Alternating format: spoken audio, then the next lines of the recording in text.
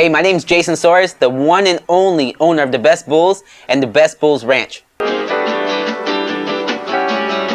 And what you're gonna get by watching us is a total experience of living on a mini bulldog ranch. And you're gonna get to see everything. You're gonna get to see entertainment. You're gonna get to see our dogs, all the cute puppies. And then on top of that, we're gonna be packing every single time with tons of information to teach you how to care for your dog the best you can, to show how we care for our dogs as far as health, as far as nutrition, as the total package.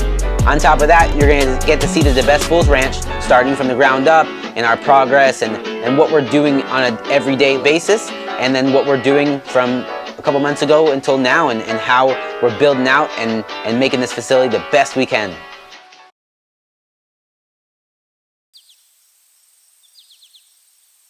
So I started breeding dogs about 4 years ago, and it started off as a hobby, and obviously now with having a mini bulldog ranch, it's become my main priority. And I used to be a professional fighter in Miami.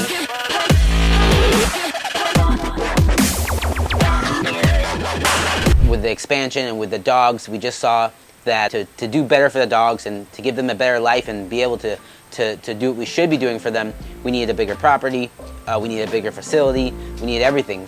So it was hard for a while. We were looking, honestly, we looked for months, and we found a perfect place, and then it would get sold, and we'd make the offer, and it would still get sold, and it was just like, we're never gonna get the right place.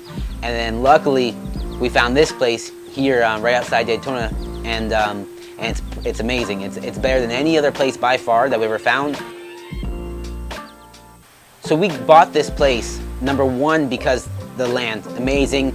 We're in a very secluded, quiet area that's perfect for the dogs. And then two, the biggest eye catcher was that it already had the 50 by 30 steel building on it with the concrete pad, and it was just an amazing structure to start, not really from scratch, but pretty much from scratch, because it was just the structure.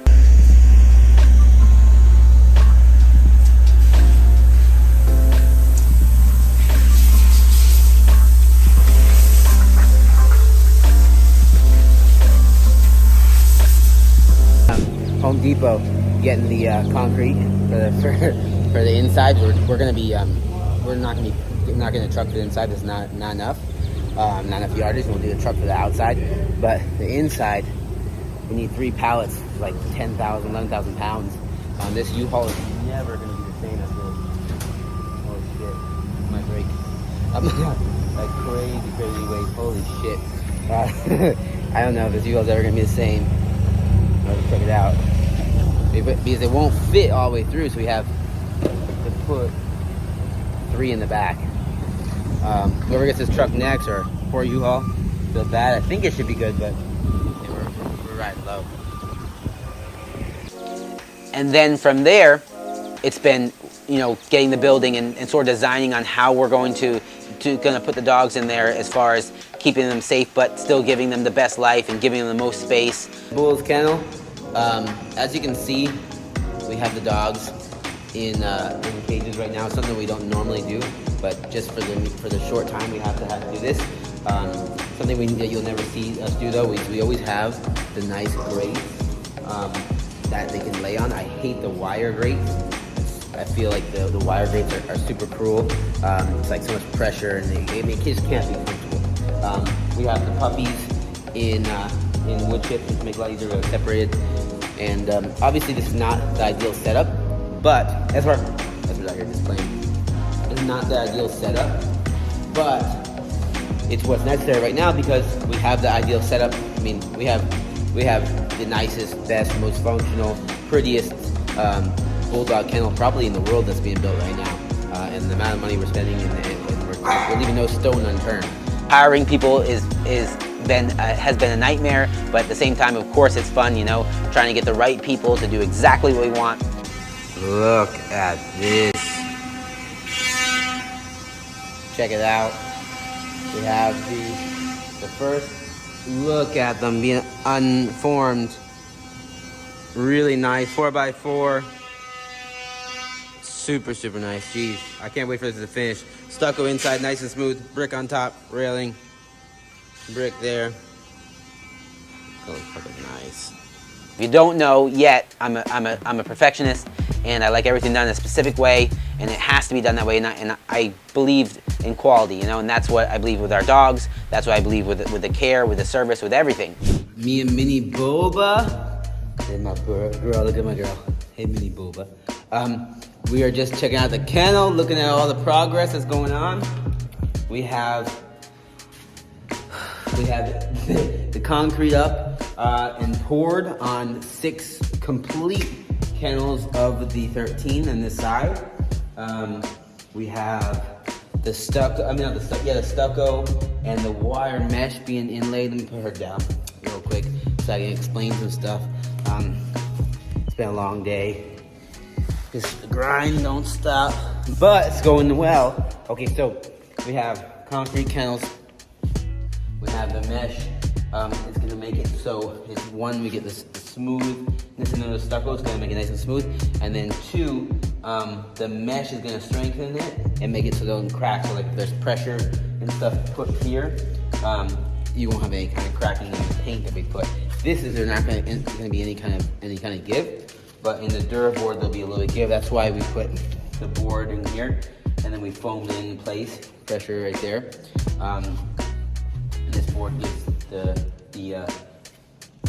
what's it called, the Durarock, a little more strength. Because if you look right here, we have the Durarock, and it's the concrete. It's like what you see in the bathroom and stuff, like a concrete drywall. And then you have the doggy door, and you see it's framed out with 4x4s, and then you have the 2x4 up here for support, and it's tied in over here to the metal studs for support, so it's supported all the way around. That has to be cut out, so it's nice and firm. If you look at the other ones, I'll show you one. Yeah, here. See, you have a 4x4s and the stuff that's on the back. Oh wow, I might fit right there. I was looking, but anyway, see that it's a lot more give and stuff. So with the building out the kennels, and then getting the back space for them for the outdoor indoor kennels, where they're going to be able to be inside in an AC or heated environment depending on the weather, and then be able to go outside where they have their outside space where they can pee and poop, and they can stay clean. But we have the drainage system going in there, and all those kind of things. So we got the construction going on. We got JP in the skid steer. Right now we're leveling. We're taking out the dirt, so the pad will go in there for the outdoor kennels. Outdoor kennels are going to be 4x9, and then a 3-foot walkway, and then a drainage, sewage, 500-gallon sewage tank. Water systems inside the kennels that we're trying to make it so we can just turn it on and it'll just flush out and clean the floors. So not only is it going to be easy and efficient, but it's going to make it so the dogs will live a very clean and comfortable life. And then on top of that, all back here, we have playpens, turf going in, everything. It's gonna be super nice. And with the outside, so they're gonna have the ability to be obviously in their pens where we're making sure, and we get to dictate on who interacts with who. And then we have the big play areas that we're also gonna be able to dictate, who all goes out there and when they go out there. And it's gonna make it an extremely safe and fun and healthy environment for the dogs. We're out here with the boys. We have so many girls in heat that we can't have the boys out here. There's Mr. President, Kilo in the watering bowl, Yuri back there chilling. Escobar is doing his thing. Yeah, we can't have the boys out with the girls right now, but there's so many girls in the heat that there's just nothing to be accomplished. They'll be trying to pump the girls the whole time. And like I've said before, that one, it's just dangerous for the males to just go overheated, overexcited, everything, and then they won't drink, do anything. Females get bothered, dog fights happen. So when we have a bunch of girls in here, any girls in here, we don't let the males with them until it's time. We do the AIs or whatever route we take. What's up, Besky? You good? You just chilling? He's just chilling. One of the ways that you can know if a bulldog's overheating, none of these guys overheat, by the way, is like they're gonna get an overheated stage. With 1, they'll not want to move. 2, excessive panting. And 3, just starting throwing up, and that's when they're about to get a heat stroke. And it's extremely, extremely important to cool them down immediately. And not even necessarily, if they start throwing up, I wouldn't even give them water yet. It's just about getting their body temperature down. with ice packs and cool temperature. And then after they calm down, you give them water, because if you give them water as they're like in the crazy heat stroking, they're just gonna aspirate on the water as they throw up.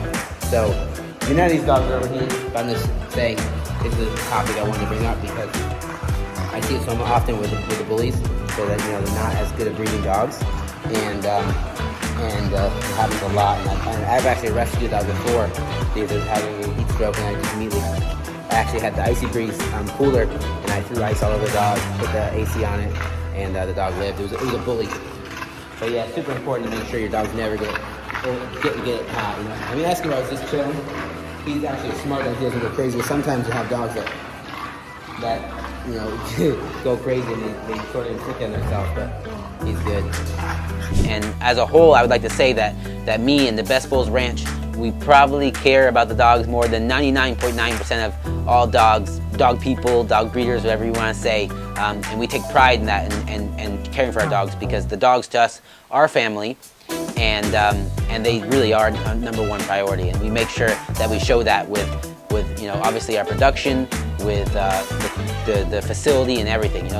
Right now what we're creating is probably the nicest and top of the line bulldog facility in the world. And I know that sounds crazy to say, but that's what we're doing, and that's what we're making right now. So we have the famous King Escobar, who's the staple to the Best Bulls. He's the foundation of our whole program, and he's probably, in my opinion, the thickest, best mini bulldog in the world, period. He's a true mini bulldog, extremely compact and functional at the same time.